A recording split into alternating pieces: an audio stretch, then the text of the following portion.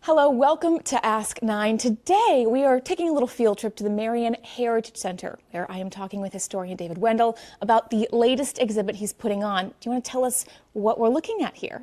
Sure. We're going to be seeing an exhibit that honors Iowa's role in space as we, upcoming this weekend, recognize the 40th anniversary of the loss of the Space Shuttle Challenger. Okay, you have a fantastic number of things out in this building. Let's start with some of these displays. Sure.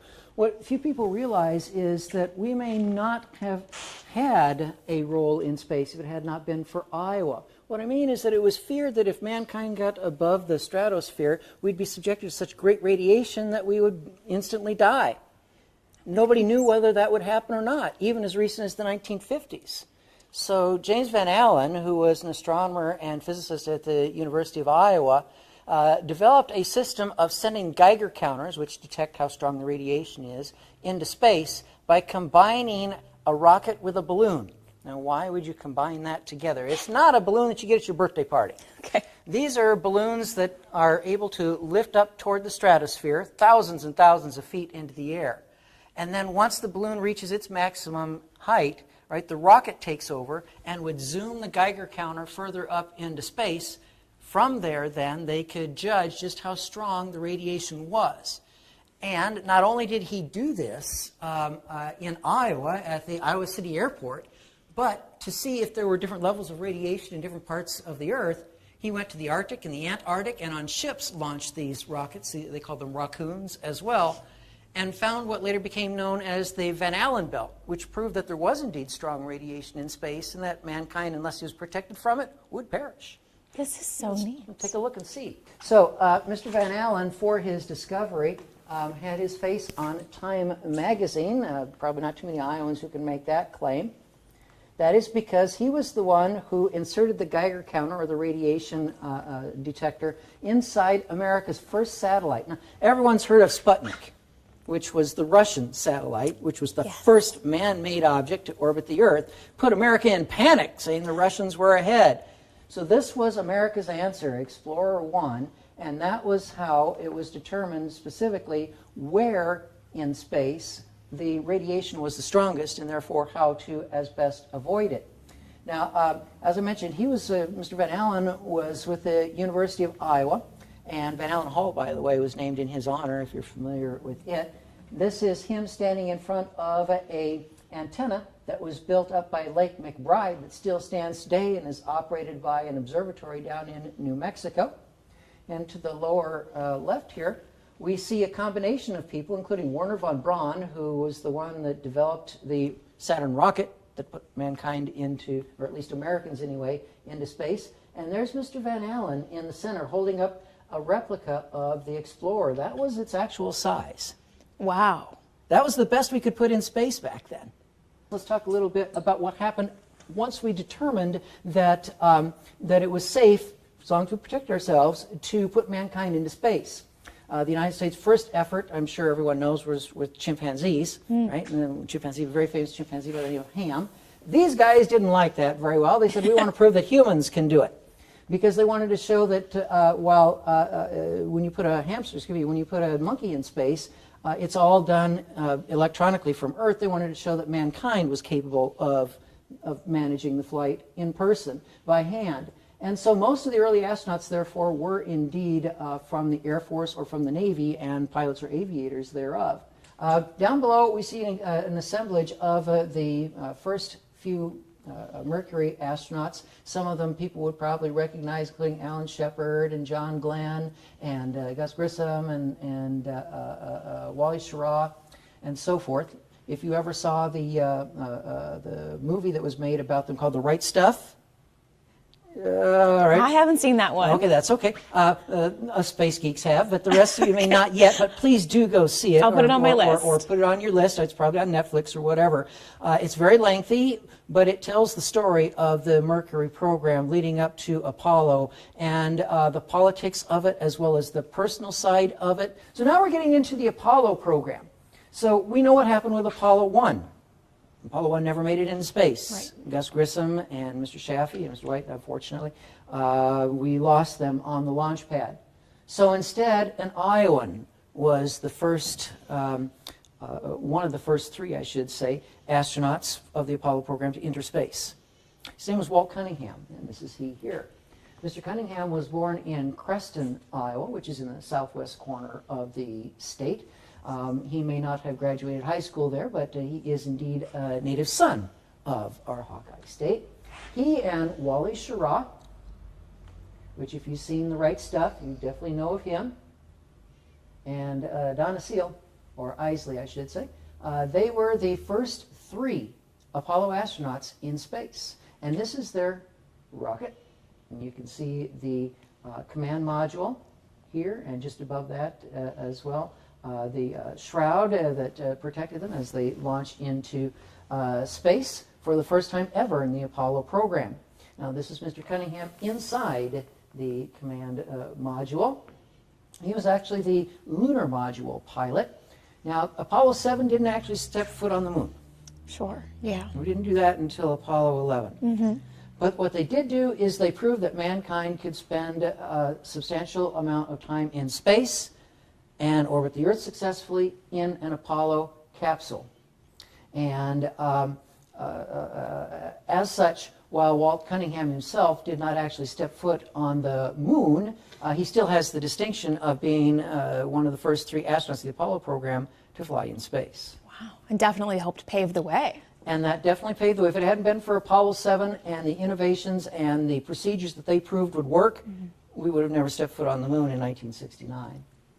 Now, we were talking a little bit earlier about Cedar Rapids' contributions to the space program. Yes. None of this in the Mercury, Gemini, or Apollo space program would have ever happened without Cedar Rapids, Iowa, which is quite a boastful claim. It is. Yes, because of this man, or at least the company that he started. Now, this is Arthur Collins. They call him the Radio Wizard. Why? That's a great title. It is a great title, because long before Harry Potter, Cedar Rapids had the Radio Wizard right here in our own hometown.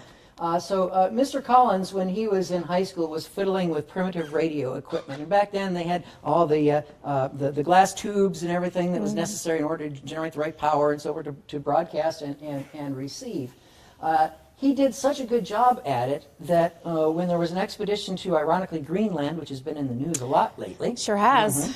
One of the first major explorations of Greenland was conducted back in the 1930s.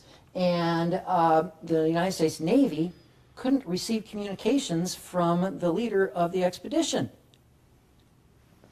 They were dead in the water, or on the ice. Huge problem, yeah. Or on the ice in this case. But Arthur Collins called the Navy and said, "Hey, I'm getting these communications from somebody up in Greenland." And literally what happened is that Arthur Collins, a young teenager, in his parents' attic in Cedar Rapids, Iowa, was relating to the United States Navy the results that were being found of the radio broadcast from Greenland.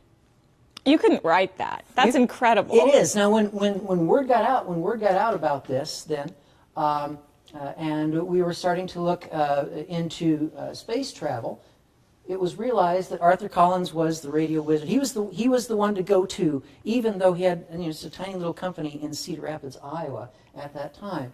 And so it was Collins Radio that NASA and the manufacturers of the spacecraft asked to develop, one, the communication system for the space program, and two, the telemetry system, which kind of records where they are and what's happened and all that sort of thing in space flight.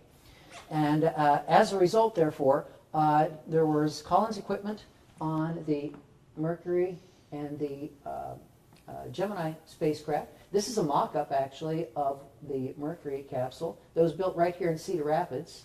Hard to believe we had spacecraft in Cedar Rapids, isn't it? It's not what you'd think of when you think of Iowa. No, exactly. This is a schematic that shows the interior of the capsule, and most of the radio equipment and so forth would have been kind of tucked behind the astronauts in that region there. This is some of the equipment from the Mercury program that you see that would have been basically compartmentalized. So they put each separate piece of equipment in its own console. And back then, originally, NASA insisted, and the manufacturers insisted, that there be a backup to every piece of equipment. Because if one went shorted out or went dead or whatever, right, you would want a backup to assure that we could still communicate. That's pretty important, yeah. That's pretty important. But it turned out by the time they got to the Apollo program, and that's what we see here, is a module from the Apollo program. By the time we got to the Apollo program, Arthur Collins' equipment had proven so effective in the Mercury and Gemini programs that NASA said, we don't need a backup. That's a big vote of confidence for him. That's a big vote of confidence. Wow. So this is the module that was put into the Apollo space capsule that allowed communications and telemetry to be recorded of the flight. And by the way, you may notice that the photo there happens to be signed. It's signed by Jim Westcott, and he was the assistant program director for the Apollo program at Collins Radio. Wow. Yeah, he did a public presentation for me at one of my events in the past that I've done, and he was an incredibly knowledgeable guy. His home, I got to meet him in Cedar Rapids, had a deck out back, and he said, yeah, it was from this deck that I was watching the same day that mankind landed on the moon, and here's the man who was actually making it happen that I was sitting there on that deck with. That's amazing. Yeah. Now, not too long ago, there was a series of documentaries that were done on the history of Collins Radio, including his contributions to the space program. It was called Moon Talk, and they had their debut here in Cedar Rapids at the Collins Road Theaters, and I had the opportunity to attend and meet many of those who had worked on the space program and so forth for Collins Radio. It was absolutely wonderful. But down below that, I wanted to show this image because it's rather grainy, but if it had not been for Collins Radio, we would not have seen Neil Armstrong take that footstep off the ladder onto the moon as one giant leap for mankind. Wow. Even grainy, it's such an impactful moment for history. Absolutely, yes. You can clearly identify and see exactly what it was. And then you got his audio or his narrative to go along with it. We would not have heard One Small Step for Man, One Giant Leap for Mankind if it hadn't been for Collins Radio. Wow. Yeah. This is Apollo 8, and we have James Lovell, who later became a commander of Apollo 13. We have Bill Anders. Bill Anders signed a model for me, and so also, by the way, did Mr. Lovell. And Frank Borman from the Chicago area. This was the second Apollo launch, and here we can see the rocket as it lifts off from Florida, angling off into space. One of the most significant images to come from that flight was an Earthrise, and here we can see an Earthrise. Not a moonrise, but an Earthrise.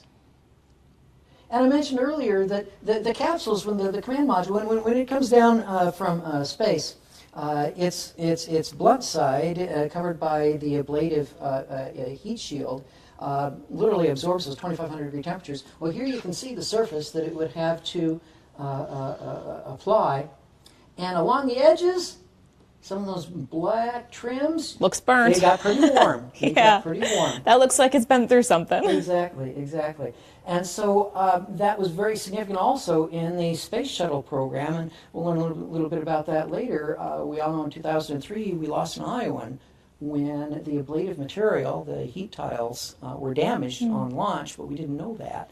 And when the space shuttle returned to Earth, unfortunately, the 2,300 degree heat not being absorbed by a tile because the tile had fallen off, it just melted the metal of the shuttle and fell apart. But we'll get into that a little bit more later. Here we have Apollo 9, and it was actually crewed by James McDivitt, and the privilege of meeting him. He was from the Chicago area. David Scott got his autograph, and Russell Schweikert. On that particular flight, they also had a spacewalk, as you can see, which is quite unique because there's a difference in pressure. When you walk into a building, sometimes you get that gust of wind. Oh, yeah? Right? Because there's a difference in pressure between outside and inside. I don't know if you ever experienced that or not. It's big downtown Cedar Rapids. It's big downtown Cedar Rapids. Okay, so imagine opening a door from a spacecraft where you've got the kind of air pressure that you experience in a room like this into the vacuum of space. Well, That's intense. Exactly. So that's exactly what they're doing here, is that they equalize the pressure so that he can step outside of the spacecraft wearing the spacesuit, which again, as I mentioned before, is basically literally its own spacecraft. Yeah. So when you're spacewalking, you're not just gyrating or moving your legs and arms in space. You're literally guiding your own space capsule. That's so cool. It is. It is. And down below, we can see here that this is one of the Apollo command modules as it's being constructed at this moment. It's covered in a blue sheeting to protect it, but ultimately that, of course, becomes painted white, just as you've always traditionally seen it in the television coverage that you may have watched, or the documentaries you may have watched of the Apollo program in the past, so that it looks, like the traditional surface that you see here. Okay. The blue looks cooler, I have to admit, but... It makes me think of Blue Origins, which is another space program that's going on today. And I happen to have a model. It's of a small airplane, a Cessna 150, a little single engine prop plane, that was signed by Wally Funk. Now you may say, I've never heard of Wally Funk. What's a Wally Funk? Well, Wally Funk was actually a woman, and she was one of the Apollo 13. Excuse me, my apologies, one of the Mercury 13. And you may say, Mercury 13? I thought only men went into space with the Mercury program. Yes, that is correct. Only men went into space with the Mercury program. But 13 women applied for the program, passed all the same physical tests as the men, passed all the same mental tests as the men, were equally as knowledgeable as the men in all the tests that they filled out and forms that they wrote and all that sort of a thing. But of course, when push came to shove, machoism took over, and they were not allowed to fly. However, when Blue Origins began flying their capsules into space, Wally Funk was chosen as one of the astronauts. So, all these years later, since the 1950s, wow, she finally had a chance to go into space, and you'll see her signature on one of my models in a few moments. It's amazing. It is. It is. Right, so here we have our next Apollo flight, which is Apollo 10. This is Thomas Stafford. He was kind enough to sign the model for me. Gene Cernan. We'll see the model that he signed for me in a couple of moments. Gene Cernan is the only astronaut who ever turned me down to sign a model. Really? Did he say why? Well, see, he was speaking in Washington, D.C., so I went and attended his speech, and I sat in the front row, made direct eye contact, let him know that I was very interested. And afterward, I came up to him with the model, and I said to him, I've got this model, would you be kind enough to sign it for me? He said, no. I said, but, I'm from Iowa, that's a long ways away, and I'd really be honored if you would add your signature to this for me. And I went on a little bit more, appealed to him as deeply as I could. So finally he said, okay, I'll do it on one condition. I said, what's that? He said, you can't sell it on eBay. Oh. And I told him, I don't even have an eBay account, so he went ahead and signed it. Oh. But think about it. People could be making money off of someone else's signature and get nothing out of it. That's true. He wanted to make sure that you really cared. That I really cared. And I think, one, by being from Iowa and Washington, D.C. is 1,300 miles away, and then being able to share with him information about some of the flights he'd been on, and the fact that he was from Chicago, where I spent 15 years. Adding all this together, he finally decided that he would do it. And I'm deeply honored that he did, because ultimately he was the last man to step foot on the moon. Wow. Not on Apollo 10, though. That came on Apollo 17. Now, this is John Young, and Mr. Young later, by the way, was an astronaut with the shuttle program. There weren't very many that could claim they were on Apollo and the shuttle program both. This photo shows them in space, and I chose this picture because it shows that they are human beings in space. They have to shave and do the things that we do on Earth, only in weightlessness. You never think about that part. You never think about that part. People think sometimes about how do they go to the bathroom in space and stuff like that, which is an interesting question and answer, especially when I'm delivering a presentation to kids. They love to I bet they do.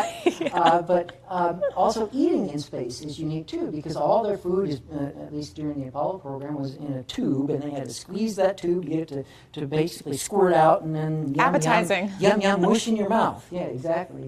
So the astronauts are doing the same things in space that we do on Earth. It's just that they had a little bit different way of doing it. Now, they were people. So they had to survive in space just like we do on Earth. Yeah. So they would eat, they would shave, they would shower, they would poop just like we do on Earth, only in a little bit different Only conditions. in space. Only in space. Exactly. Now here we have a picture of the command module from head on.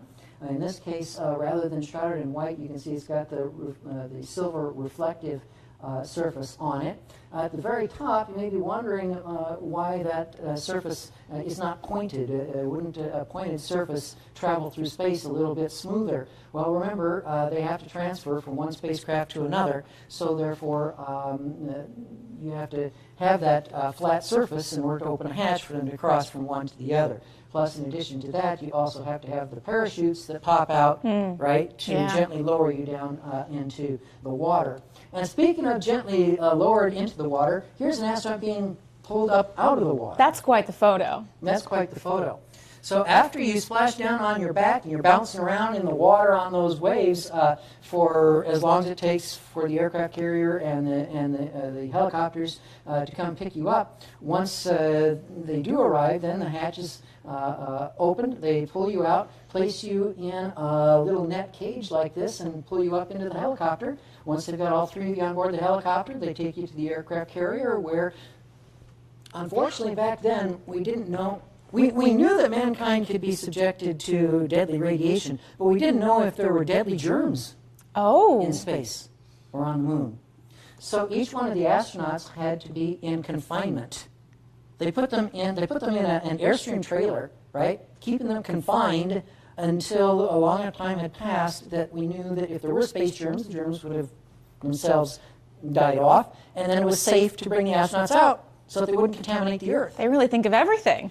Well, NASA was worried, and the scientists were worried, that it could be if we brought some sort of exotic space germ from the moon, all mankind would die. I'm sure there's a movie about that. That's a valid fear, I think. I would be worried about that, too. Very valid fear.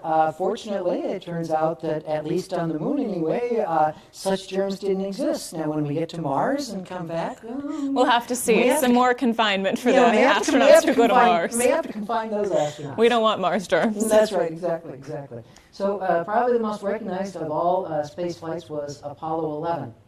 And here we have its three astronauts: Neil Armstrong, who was the commander, Buzz Aldrin, and Michael Collins. When I was in Washington, D.C., I met with Gene Cernan. I had the privilege also of enjoying dinner with Michael Collins and got to chat with him for a while. He and Alan Bean. Alan Bean was on Apollo 12 and became a very famous artist and created a lot of images of space, which was unique because with the thick paint that he put on the canvas, he would then take a boot from a spacesuit and kind of imprint it down into the ink so you could see across your painting imprints of the boots from the moon. That's very cool. Yeah. I happen to have a couple of those. Now at the bottom we have the launch, in the middle I should say, we have the launch of Apollo 11 in Florida. And while we got a little hint at it earlier, here we see an image of mankind's first step on the moon by Neil Armstrong. One small step for man, one giant leap for mankind, brought to us, as we know, by the magic, the wizardry of Collins Radio. And these are the Apollo spacesuits. For those who come to see this event, they'll have a chance to actually view an Apollo-era spacesuit. This is the shell of a spacesuit, the outside of it. And when you're in space, when you're under direct sunlight, it gets very hot. When you're in shade, it gets very cold. Not fun either way. Not fun either way. So a spacesuit is basically a space capsule that wraps around a human being. Behind the astronaut, you can see the mechanisms for providing heat and air conditioning. But what you can't see is that behind the shell of the suit is an interior garment with tubes running throughout it that would carry the necessary water or chemicals for the air conditioning and the heating to make sure that the astronauts stay comfortable while in space. So a spacesuit is not just simply a white beta cloth garment. It provides the oxygen that they breathe. It expels the carbon dioxide that you breathe out, and basically allows you to be your own spacecraft. In this case, with the Apollo program, walking on the moon. I might add, later, NASA developed what was called the MMU, or Man Maneuvering Unit. Okay. And you didn't have to be on the surface of a foreign body in order to be your own spacecraft. You could literally fly through space as your own spacecraft. And that's how we repaired or captured many damaged satellites in space and repaired them throughout the space shuttle program. It looks fun to do that, but I imagine I would be terrified. Well, we're going to get back to reviewing movies again. Here we go, another to the list. No, that's right, exactly. You may have a future career as a movie reviewer at this rate. But there we go. Yeah, exactly. In this case, we're talking about the movie Gravity. Sandra Bullock? Yes. George Clooney? Yes. Have you seen it? That one I have seen. Okay, all right. So what was the premise of that movie? Do you remember? Oh, God, it was so long ago. Yeah. Help me out here. You know, the premise of the movie was that the space station is breaking up and the astronauts are basically loose in space. And the only way that they can survive is because they have their, if you want to call it MMU, or their spacesuit, their portable spacecraft on them. And that's how Sandra Bullock survives in the movie. So it gives you an understanding of just how these spacesuits work, or at least the modern interpretations of them, and how you literally become your own spacecraft floating in space. It's very cool. We want you all to come to the event on Saturday and see the rest of these slides, but let's take a look at some of the, objects, artifacts that you have here. Let's go down to this one. And few people realize it, but the human being that has spent more time in space than any other is from Iowa, and that's Peggy Whitson. She was from south central Iowa near Mount Ayr, or a town called Beaconsfield, very small little community there. She attended Iowa Wesleyan in Mount Pleasant, but ultimately became a biologist and scientist, and was working for Krug, which is kind of a medical affiliate of NASA down in Texas, and was accepted in the astronaut program. She then worked her way up through the astronaut program, the astronaut office, and so forth, to her first flight, which was on board the space shuttle. Miss Whitson made, I believe it was 3 flights on the shuttle, then flights on the Russian Soyuz program, and was the first female commander of the International Space Station. Wow. That's incredible. And after doing all of that, while she may have retired from NASA, she then became an astronaut with Axiom, which is the company that's building its own space station for space. And she was on Axiom 2 and Axiom 4. So what this means is that Peggy Whitson has spent nearly 700 days in space, more than any other human being on Earth at this time. That's amazing. All beginning right here in south central Iowa. So this is a flag that flew aboard the SpaceX Crew Dragon capsule, brought it to the International Space Station, where it remained for about a year, representing the United States very proudly. For our event on Saturday, I will be opening this display case so the public may touch the flag and bring home a little space dust as a souvenir of the event. That is an incredible opportunity. And remind us, what time is that event on Saturday? Sure. The event will be at 11:30, which coincides exactly with the 40th anniversary to the minute, with the addition of 4 days of the loss of the Challenger shuttle. Saturday at 11:30 in the morning here at the Marion Heritage Center. You don't want to miss it.